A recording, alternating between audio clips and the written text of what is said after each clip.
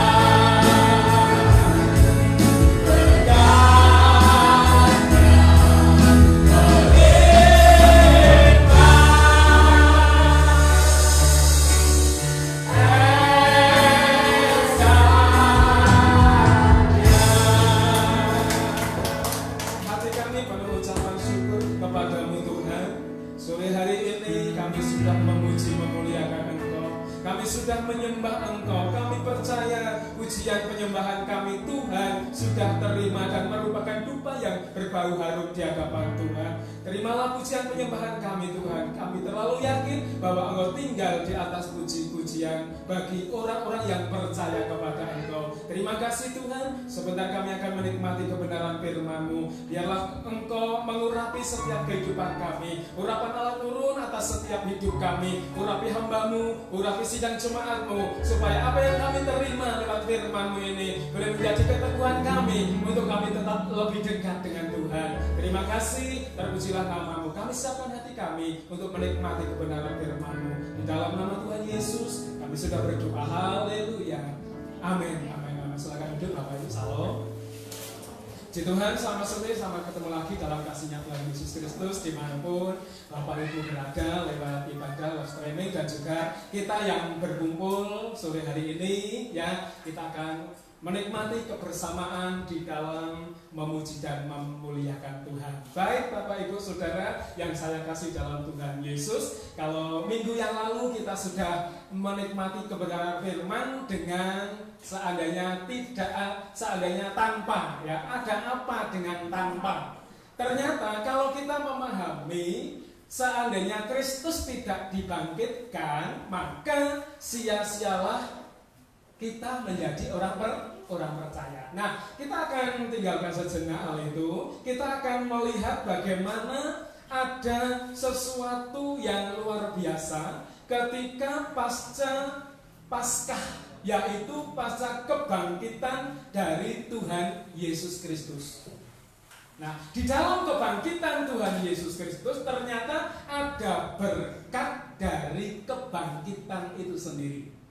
Ya, ada berkat yang luar biasa yang Tuhan mau berikan di dalam setiap kehidupan orang-orang percaya. Nah, Bapak Ibu Saudara yang saya kasih di dalam Tuhan, banyak orang mempercayai, meyakini bahwa berkat itu hanya berupa material saja, secara finansial saja, secara kelihatan saja, ya. Ada rumah yang mewah, harta kekayaan yang banyak. Tetapi Alkitab berkata bahwa berkat yang luar biasa itu ada tersirat di dalam firman Allah, yaitu berkat ilahi. Ya, berkat ilahi yang disediakan dari Tuhan, oleh Tuhan, dan diberikan kepada setiap orang yang percaya. Nah, Bapak Ibu Saudara yang saya kasih di dalam Tuhan, sebelum kita akan lebih dalam menikmati apa itu berkat dari kebangkitan, coba kita akan lihat dulu di dalam kitab Kisah Para Rasul, pasal yang pertama, ayat 1 sampai ayat yang ketiga. Kisah Rasul, pasal 1, ayat 1 sampai ayat yang ketiga. Coba kita baca bersama-sama Bapak Ibu Saudara. 1, 2, 3. Hai Theophilus, dalam bukuku yang pertama aku menulis tentang segala sesuatu yang dikerjakan dan diajarkan Yesus. Ayat 2. Sampai pada hari ia terangkat, sebelum itu ia telah memberi perintahnya oleh Roh Kudus kepada rasul-rasul yang dipilihnya. 3. Kepada mereka ia menunjukkan dirinya setelah penderitaannya selesai, dan dengan banyak tanda ia membuktikan bahwa ia hidup. Sebab selama 40 hari ia berulang-ulang menampakkan diri dan berbicara kepada mereka tentang kerajaan Allah. Nah, Bapak Ibu Saudara yang saya kasih di dalam Tuhan, dalam buku yang kedua, Dr. Lukas menuliskan, yang pertama Injil Lukas, dan yang kedua Kisah Para Rasul, yang ditulis oleh Dr. Lukas, di mana Dr. Lukas memberikan sesuatu hal yang luar biasa, yaitu menceritakan, menyejarahkan, menuliskan bagaimana kehidupan Yesus di dalam dunia 2000 tahun yang lalu. Nah, dengan hal itu, Bapak Ibu Saudara, kalau kita melihat di dalam ayat itu, Setelah kebangkitan Yesus dari antara orang mati, Yesus menunjukkan dirinya kepada beberapa murid. Ya, kepada beberapa murid supaya di dalam pernyataannya menyatakan dirinya kepada mereka, membuktikan bahwa Yesus itu hidup. Ya, Yesus itu hidup. Jadi kehidupan Yesus atau pelayanan Yesus yang sebelum dia mati di salib sungguh luar biasa, bahwa pekerjaannya itu membuat orang-orang menjadi percaya akan Tuhan Yesus. Nah, dengan hal itu Bapak Ibu Saudara, Dr. Lukas memberikan satu ingatan lagi, ya, memberikan peringatan lagi, mengingatkan kembali bagaimana karya Yesus dalam penderitaannya sampai selesai. Ayat 3. Dalam penderitaannya sampai selesai, dan dengan banyak tanda, orang buta melihat, orang lumpuh berjalan, ya, orang mati meninggal, ya, orang mati dibangkitkan, seperti pemuda di Naim, Lazarus juga yang sudah mati 4 hari dibangkitkan. Itu membuktikan bahwa karya Yesus yang luar biasa itu memberikan satu peringatan buat kita supaya kita benar-benar meyakini kuasa kebangkitan dari Yesus. Dan disitulah ada berkat yang luar biasa yang diberikan, yang disediakan oleh Tuhan untuk kita, orang yang percaya. Nah, Bapak Ibu Saudara yang saya kasih dalam Tuhan, berkat apa saja Bapak Ibu yang perlu kita tahu dan perlu kita nikmati? Tidak hanya tahu saja, saya tahu berkat ini, tetapi tidak pernah kita menikmatinya, tidak pernah kita mengalaminya. Tetapi berkat yang Tuhan sediakan buat kita adalah berkat yang betul-betul dinikmati. Ya, kita rasakan. Ada 4 berkat yang harus kita lihat. Sebetulnya banyak banget Bapak Ibu, tetapi saya ambil 4 saja yang begitu luar biasa ketika kita menikmati berkat dari kebangkitan itu. Yang pertama adalah berkat kebenaran. Ya, berkat kebenaran. Kenapa ada berkat kebenaran? Sebab kematian Yesus, kebangkitan Yesus disejarahkan, ya, bahwa hal itu benar-benar sudah terjadi, benar-benar dialami oleh Yesus. Makanya Pak Dr. Lukas menyampaikan, ya, di dalam ayat itu, ya, di dalam ayat yang ketiga, ia membuktikan bahwa ia hidup. Selama 40 hari Yesus menyatakan dirinya kepada beberapa murid, kepada rasul-rasul, kepada Maria, kepada Thomas, yang terakhir kepada siapa? Rasul Paulus. Dan itu betul-betul dinyatakan bahwa hal tersebut membuktikan kebenarannya itu. Nah, dengan hal seperti itu Bapak Ibu, kita akan memahami berkat kebenaran yang seperti apa yang Tuhan sediakan buat kita orang percaya. Alkitab berkata, kuduskanlah mereka dalam kebenaran, karena firman-Mu adalah kebenaran. Nah, ketika kebenaran itu dinyatakan kepada orang-orang yang dikasihinya, tentunya Bapak Ibu, orang-orang yang dikasihinya itu dirubah supaya dari yang tidak benar menjadi benar. Nah, dengan hal demikian Paulus menyampaikan bahwa ketika manusia sudah jatuh ke dalam dosa, ya, sudah jauh dari Allah. Kenapa? Karena melanggar perintah Tuhan.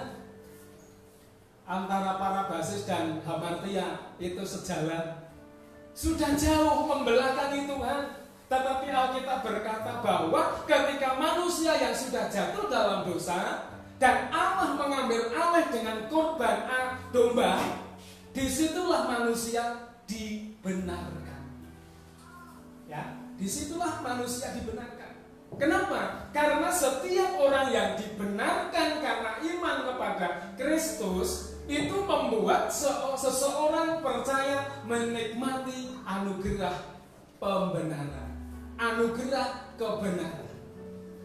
Coba kita lihat di dalam Roma pasal 3 ayat 21 dan 22 Bapak Ibu ya. Roma pasal yang ketiga ayat 21 dan 22.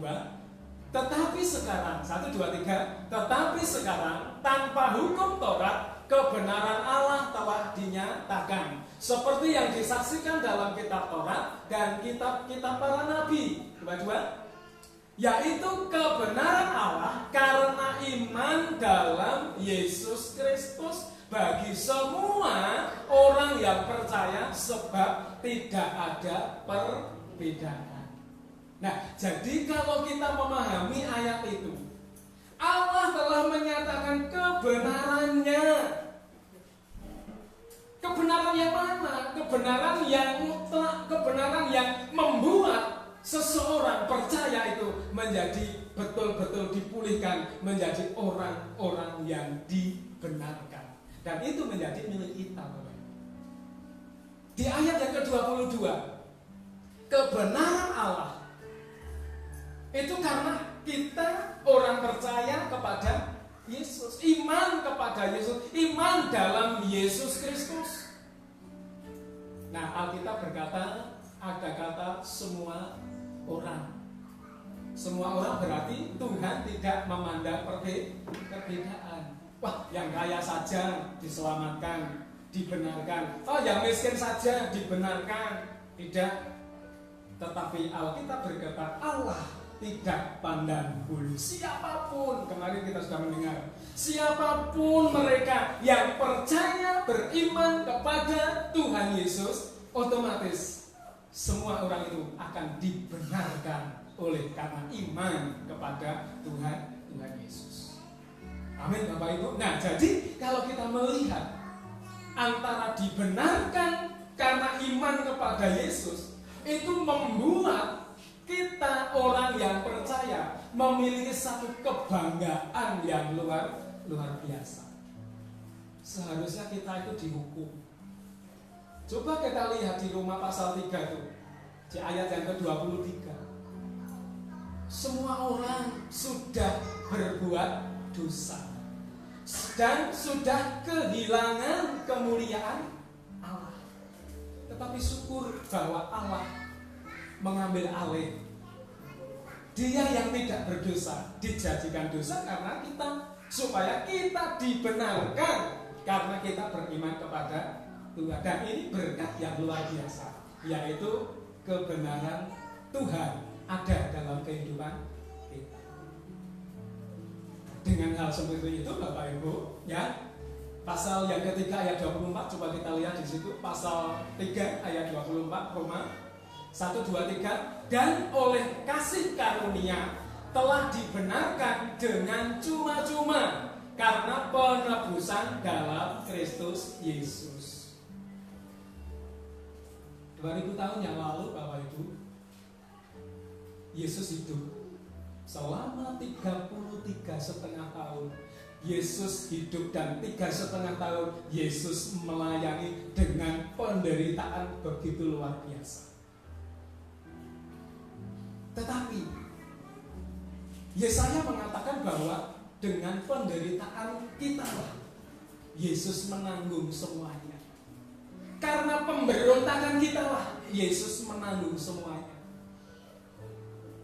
Seharusnya kita Bapak Ibu ya, yang menanggung itu, menanggung pemberontakan, menanggung kehinaan, menanggung persoalan-persoalan yang seharusnya Yesus tidak tanggung. Itu Tuhan ambil alih semua. Supaya apa? Supaya kita mendapat kebenaran yang luar biasa. Kita dibenarkan. Coba kita lihat di situ. Dan oleh kasih karunia telah dibenarkan dengan cuma-cuma. Ada kata cuma-cuma. Kasih karunia, anugerah. Bahasa yang lain disebut grace. Ya, itu Pak Sahrul tahu. Grace, anugerah, kasih karunia itu diberikan, dibenarkan dengan gratis. Coba kalau kita menghitung adanya anugerah Tuhan, kalau bayar sudah berapa ribu, puluh ribu, berapa puluh juta kita bayar. Tetapi syukur kepada Yesus, syukur kepada Tuhan bahwa anugerah Allah yang melimpah yang diberikan untuk kita dengan cuma-cuma karena Yesus penebus kita yang luar biasa. Yesus penebus sejati, dan itu membuat kita dibenarkan di dalam Kristus Yesus Tuhan. Nah, Bapak Ibu Saudara yang saya kasih dalam Tuhan, Yohanes 1 ayat 17. Coba kita lihat, apakah kebenaran itu datangnya dari kita? Apakah kasih karunia itu kita yang buat? Tentunya ada pertanyaan di dalam kehidupan kita. Yohanes 1 ayat 17. Sebab hukum Taurat diberikan oleh Musa, tetapi kasih karunia dan kebenaran datang oleh Yesus Kristus. Kalau kita lihat hukum Taurat itu diberikan oleh Musa. Dosa bisa dikenal karena ada hukum Taurat. Tetapi Alkitab berkata, anugerah yang melimpah itu datang dari oleh Yesus Kristus. Jadi penjenengan dan saya tidak salah kalau kita meyakini, mempercayai Yesus itu adalah sumber dari segala kebenaran. Di dalam 1 Yohanes di sana dikatakan bahwa kamu sudah ada di dalam yang benar. Ya, kamu sudah ada di dalam yang benar. Di dalam siapa? Di dalam Yesus Kristus. Dia adalah Allah yang benar. Korintus mengatakan di dunia ini banyak Tuhan, tetapi hanya ada satu Tuhan saja yang Paulus layani, yaitu Yesus Kristus.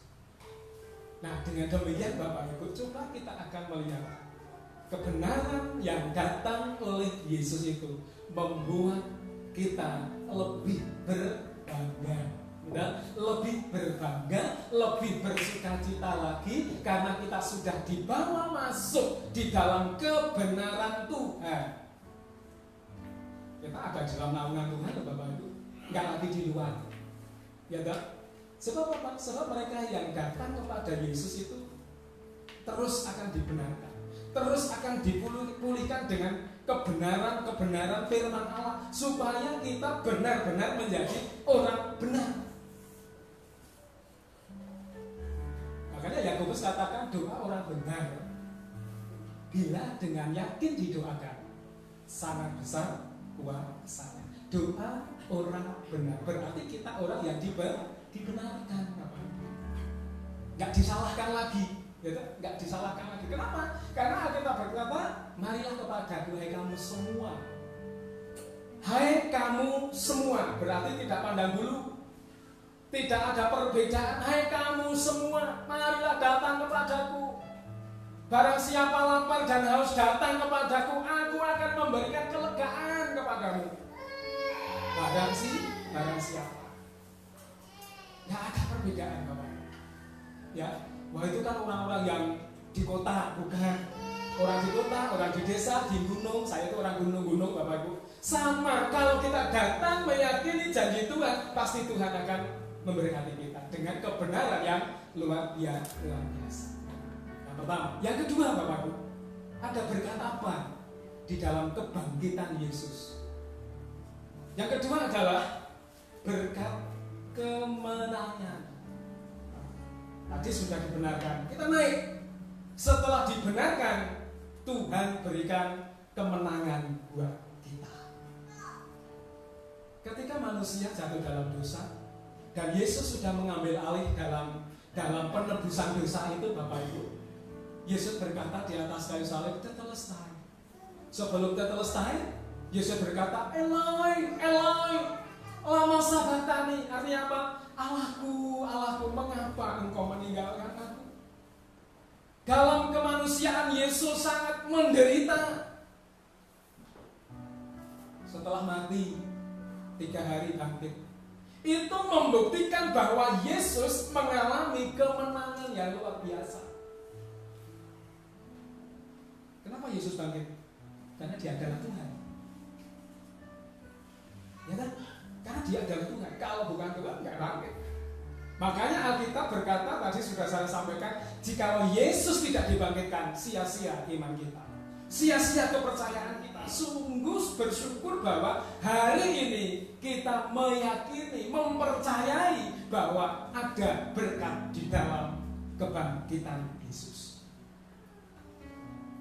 Saudara yang sangat dalam Tuhan, Rasul Paulus menyampaikan di dalam suratnya di Korintus pasal yang ke-15, di sana dikatakan bahwa kuasa dosa itu maut. Kuasa dosa itu maut. Roma pasal 6 ayat 23. Upahe dosa iku pati. Itu bahasa Jawa lebih dari dalam lagi. Upahe dosa pati. Allah tidak memandang bulu. Allah tidak segan-segan untuk menghukum orang yang berbuat dosa. Upahe dosa pati. Upah dosa adalah maut. Bagian A. Tetapi ada kata tetapi di garis bawahi Roma pasal 6 ayat 23. Di situ dikatakan tetapi kasih karunia Allah diberikan oleh Tuhan Yesus Kristus. Nah sekarang Bapak Ibu, ketika Yesus sudah bangkit dari kematian, Dia membuktikan bahwa Dia hidup. Berarti Yesus mengalahkan kuasa maut. Yesus mengalahkan kuasa kematian. Supaya apa? Supaya kemenangan anak-anak Tuhan itu terus terjadi dan terus berjalan sampai kepada kemenangan demi kemenangan. Makanya Alkitab berkata bahwa kita melangkah dari kemenangan terus kepada kemenangan. 1 Korintus 15 ayat 54. Coba kita lihat di sana sampai ayat 57. Pelan-pelan saja ya. 1 Korintus 15 ayat 54 sampai 57. Dan sesudah yang dapat binasa ini mengenakan yang tidak dapat binasa, dan yang dapat mati ini mengenakan yang tidak dapat mati, maka akan genaplah firman Tuhan yang tertulis, maut telah ditelan dalam kemenangannya. Jadi yang binasa ini bisa mengenakan yang tidak benar binasa, itu karena Tuhan. Itu Alkitab berkata seperti itu. Jadi maut telah ditelan dalam kemenangannya. Ayat 55 coba di situ dikatakan, Dia berkata, hai maut, di manakah kemenanganmu? Kalau dulu ya 2000 tahun yang lalu dalam kejatuhan Adam dan Hawa, maut itu berkuasa. Sebelum Yesus lahir, maut itu berkuasa. Berkuasa dengan luar biasa, Bapak Ibu. Dan itu Alkitab, hai maut, di manakah senyapmu? Karena sudah dikalahkan oleh Yesus. Dalam kehidupan kita sehari-hari, Bapak Ibu, sudahkah mengalami kemenangan yang diberikan Tuhan buat kita? Ada pujian mengatakan, ku menang bersama Yesus Tuhan.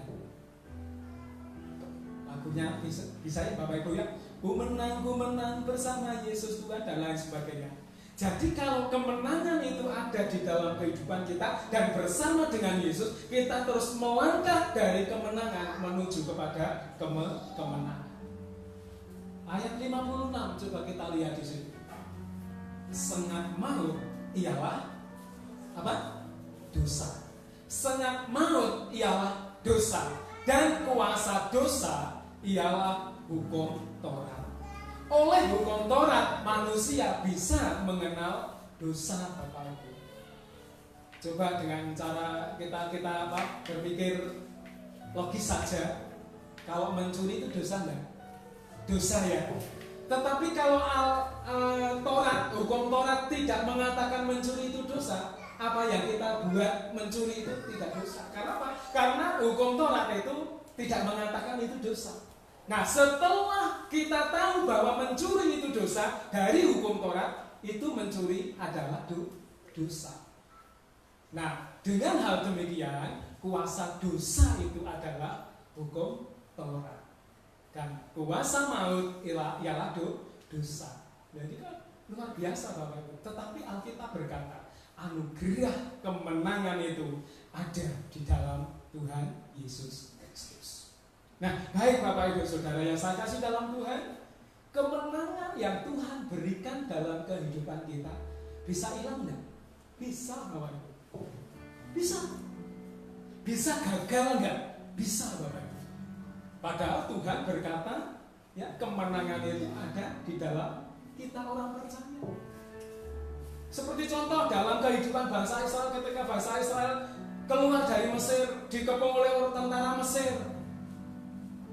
Alkitab berkata setelah menyeberang Laut Kulsum, mereka berontak terhadap Musa. Musa, apakah nggak ada kuburan di Mesir?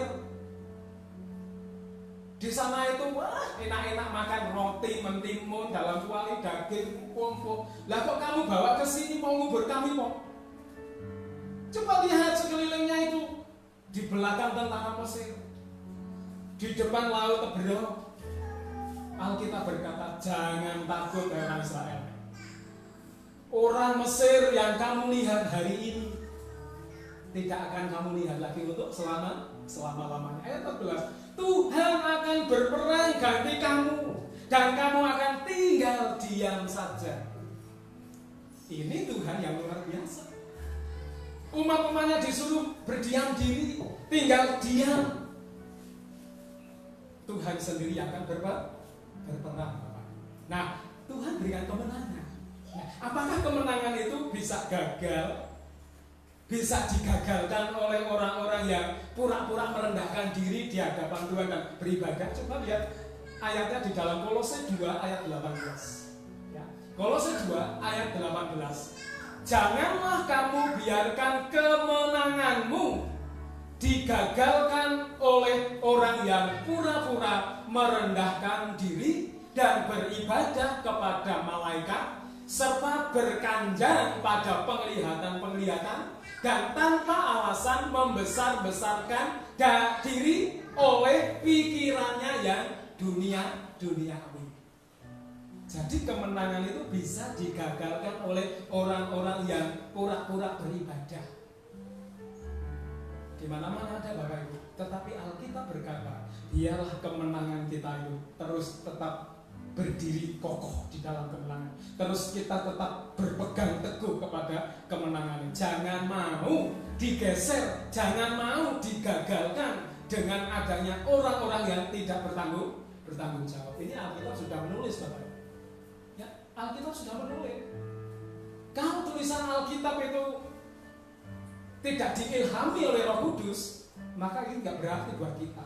Tetapi justru oleh pengenalan kita akan Yesus Kristus dan Alkitab sendiri mengatakan bahwa kemenangan yang Tuhan berikan itu adalah kemenangan yang mutlak di atas segalanya. Itu berkat dari Tuhan kita. Ya, berkat kemenangan. Kalau kemenangan yang ada dalam hidup kita itu bisa digagalkan oleh orang lain, berarti kemenangan yang Tuhan sudah berikan itu kita tidak pegang teguh, ucul namanya. Ya, banyak kok sekarang di mana-mana tempat, apalagi sekarang adanya pandemi sekarang, kesempatan kita tidak memiliki kemenangan lagi. Hore, ibadah di rumah, apapun yang saya mau lewat YouTube, khotbah sana sini. Justru saya dapat YouTube khotbah itu jarang saya buka, ya terus terang aja terbuka. Saya tidak membuka YouTube khotbah. Tetapi kita bersyukur bahwa kemenangan yang luar biasa itu ada di dalam kehidupan kita. Bapak Ibu pengen menang, terus ada di dalam Tuhan Yesus Kristus. Terus menikmati kuasa kebangkitannya itu. Nah, Bapak Ibu, kemenangan itu ada di tangan kita apa di tangan Tuhan? Wuri aku menang, aku menang. Itu bohong. Amsal pasal yang ke-21 ayat 31 di situ hanya ayat ini. Kemenangan itu ada di dalam tangan Tuhan. Amin. Kemenangan itu ada di dalam tangan Tuhan. Coba kita lihat di situ. Kuda diperlengkapi untuk hari peperangan, tetapi kemenangan itu ada di tangan Tuhan. Amsal memang luar biasa. Bapak Salomo ya menuliskan, memberi contoh kuda. Kuda itu kuda yang paling hebat pada waktu itu. Ketangkasannya dalam berperang. Kuda diperlengkapi, ya, diperlengkapi dengan adanya perlengkapan. Kuda bisa berperang dengan penumpangnya, begitu, penunggangnya. Tetapi Alkitab berkata, tetapi kemenangan itu ada di tangan Tuhan. Mari kita rebut kemenangan. Kemenangan atas apa, Bapak Ibu? Kemenangan atas segala sesuatu yang akan kita lihat di berkat berikutnya. Nah, Alkitab berkata Yesaya 41 ayat 10, jangan takut, jangan bimbang, sebab aku ini Allahmu. Aku akan meneguhkan, bahkan akan memegang engkau dengan tangan kananku yang membawa kemenangan. Yang ketiga, coba kita lihat. Di dalam kebangkitan ada berkat power, ada berkat kuasa, ada berkat otoritas yang Tuhan mau berikan di dalam kehidupan kita. Kuasa kan ada di Pak Pendeta, di pengerja-pengerja, bukan Bapak Ibu. Kuasa itu diberikan kepada kita orang percaya. Lukas 10 ayat 19. Kita lihat di situ yang ketiga. Lukas 10 ayat 19. Sesungguhnya aku telah memberikan kuasa kepada kamu untuk menginjak ular dan kalajengking, dan kuasa untuk menahan kekuatan musuh, sehingga tidak ada yang akan membahayakan kamu. Tuhan Yesus sendiri memberikan kuasa untuk apa? Untuk menahan kekuatan musuh. Kapan itu kuasa diberikan? Kamu akan menerima kuasa kalau Roh Kudus turun atas kamu. Kamu akan menerima kuasa, menerima power kalau Roh Kudus itu turun atas kamu. Bulan Mei yang akan datang, setelah Yesus naik ke surga, kita akan menanti kedatangan power, bukan Power Ranger, power kuasa Roh Kudus yang akan membuat kita memiliki kuasa di dalam Yesus. Nah, Bapak Ibu Saudara yang saya kasih dalam Tuhan, Lukas 10 ayat 19 berbicara tentang kuasa atas kekuatan musuh. Musuh kita siapa, Bapak Ibu? Efesus pasal 6 di sana dikatakan musuh kita itu bukan darah dan daging. Kalau saya lihat Om Dennis, nah Om Dennis kan manusia biasa seperti saya, Bapak. Itu bukan musuh, betul tidak? Tetapi Alkitab berkata musuh kita adalah penghuni udara, kuasa kegelapan yang ada di udara ini. Tetapi kalau kita tidak punya kuasa sedikit pun, kita akan kalah. Tetapi Roh Kudus yang menaungi kita memberikan kuasa yang luar biasa, menahan kekuatan musuh, Bapak Ibu. Siapa? Kita semua. Pak, tolong doakan, ini anak saya sakit misalnya itu ya. Nah, apalagi Pak Pendeta jauh dari tempat tinggal panjenengan.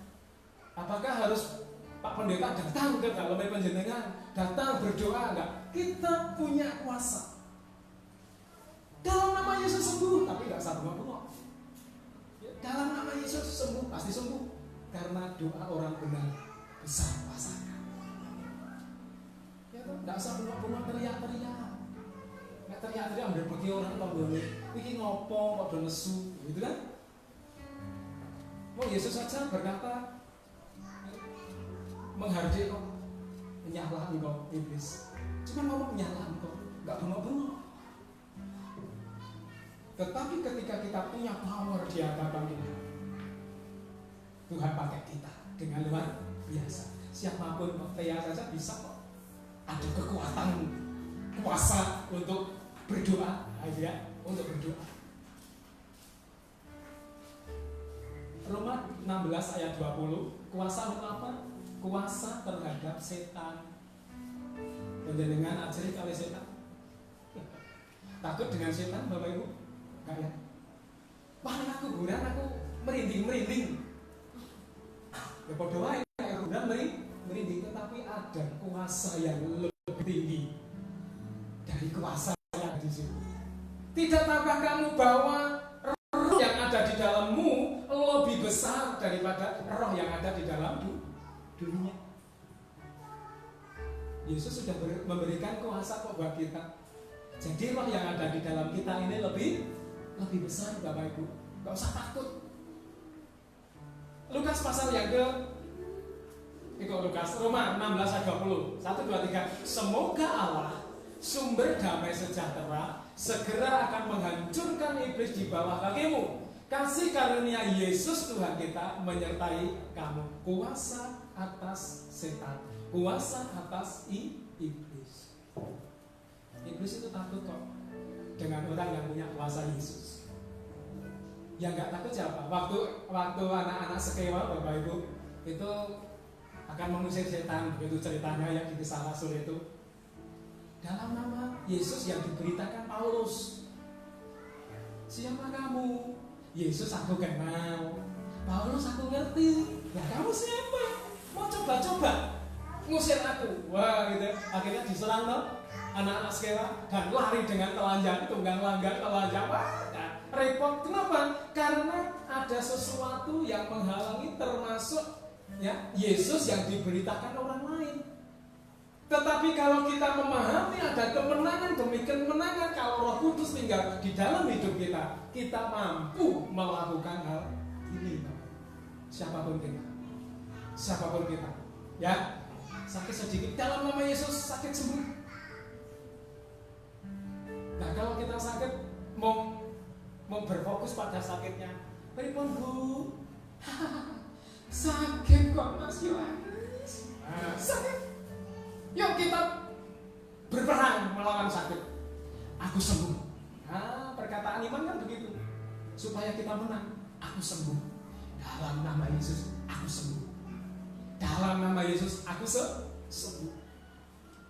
Jangan berpaku kepada penyakit, Bapak. Ada kuasa. Nah, selanjutnya kuasa yang seperti apa? Kuasa lagi, ya. Kuasa menjadi duta Kristus, utusan Kristus. Jadi Bapak Ibu, ya, wah itu kan utusan Kristus kan Pak, pendeta-pendeta bukan. Itu semua orang menjadi duta Kristus, menjadi utusan Kristus, di mana Tuhan Yesus memberikan kuasa menjadi utusan, mengutus orang-orang percaya memberitakan Injil keselamatan bagi orang yang belum percaya. Ini tugas kita, Bapak. Ya, tugas kita. Oke, yang keempat, nah, setelah Tuhan memberikan berkat kuasa, yang terakhir adalah berkat keselamatan. Ini yang paling pokok.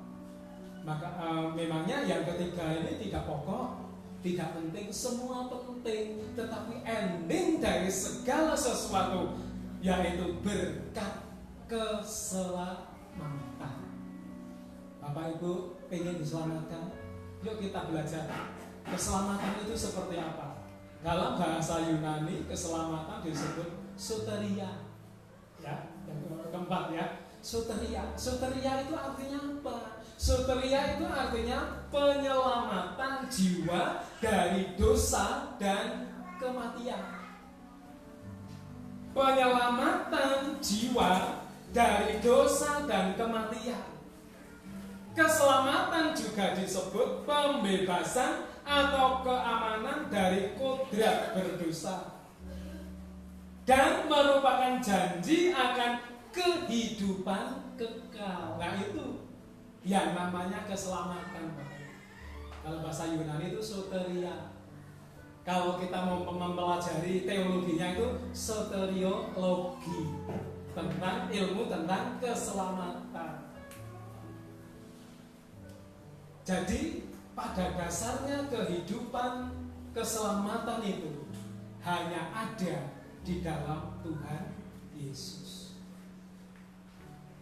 Nah, sekarang kita melihat menurut keyakinan iman kita, Bapak Ibu, menurut keyakinan iman Kristen yang kita yakini, kita pegang, kita percayai, keselamatan dari dosa secara umum dan secara asal itu sangat dimungkinkan. Nah, ada sangat dimungkinkan melalui kehidupan, kematian, dan kebangkitan Tuhan Yesus.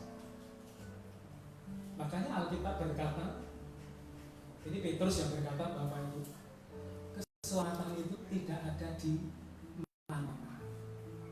Kisah pasal 4 ayat 12. Dan keselamatan itu tidak ada di dalam siapapun juga.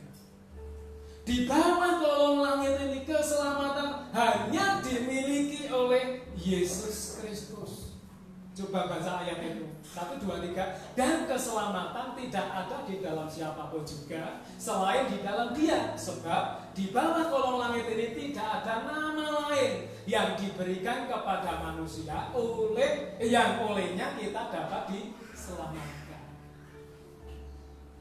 Ngapunten, tulisannya dan mata saya itu agak nyambung, jadi agak salah-salah, ya.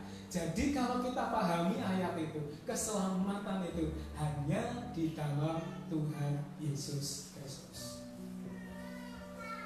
Tergantung kita, respon kita. Kalau kita sudah tahu keselamatan dalam Yesus, ya jangan metu, jangan tinggalkan Tuhan. Masa apa mau pasang kuda ke Tahura yang dicobain? Jangan. Yuk kita lebih giat lagi. Sebab apa? Ada kemenangan, ada pembenaran, dan ada sukacita yang luar biasa. Masih banyak sekali berkat-berkat Tuhan di balik kebangkitan Tuhan Yesus Kristus. Efesus pasal 2 ayat 8. Keselamatan itu adalah anugerah Tuhan. Kita tahu keselamatan itu bukan hasil usaha kita, tetapi pemberian Tuhan. Pemberian Allah. Kalau kita tahu itu hal pemberian Tuhan, maka kita harus mensyukuri. Karena keselamatan bukan hasil usaha kita, tetapi pemberian Tuhan. Dari 4 hal tadi, Bapak Ibu, coba kita mau memahami Yesus datang itu untuk apa? Yohanes 10 ayat 10. Pencuri datang hanya untuk mencuri, membunuh, dan membinasakan. Aku datang supaya mereka mempunyai hidup, ya toh? Mempunyai hidup dan mempunyainya dalam segala kelimpahan. Nah itu yang harus kita nikmati di dalam Tuhan. Kalau sudah menikmati Tuhan, enjoy saja. Kita enjoy saja. Nah dengan demikian, mari kita akan renungkan supaya firman ini berkat dari kebangkitan Tuhan terus kita nikmati. Kapan kita menikmati? Setiap saat, setiap hari, setiap detik, setiap waktu kita menikmati berkat dari kebangkitan Tuhan. Mari kita datang pada Tuhan, kita renungkan dan hari menjadi satu perenungan buat kita. Allah membuktikan kasih setianya itu sangat besar. Haleluya. Kita akan pujian sungguh besar setiamu, dan kita akan renungkan bersama-sama dan menjadi bahan pokok bagi kita untuk tetap terus berpegang kepada janji Tuhan. Haleluya Yesus.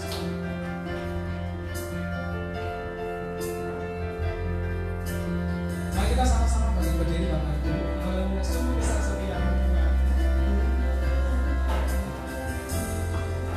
Terima kasih.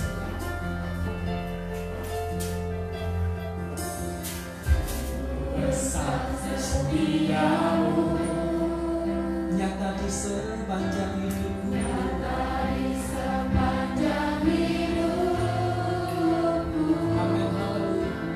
Darahmu telah layakan kehidupanku. Tiada kata yang bisa, Tiada kata yang bisa lukiskan indahnya keburukan, bagimu sama pujian dan kemuliaan. kutinggikan Engkau, sungguh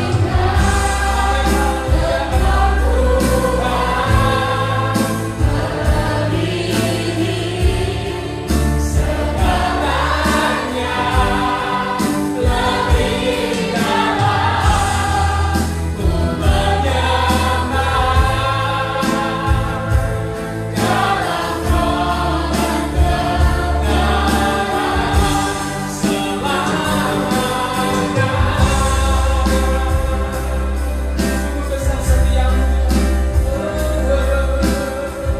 Haleluya.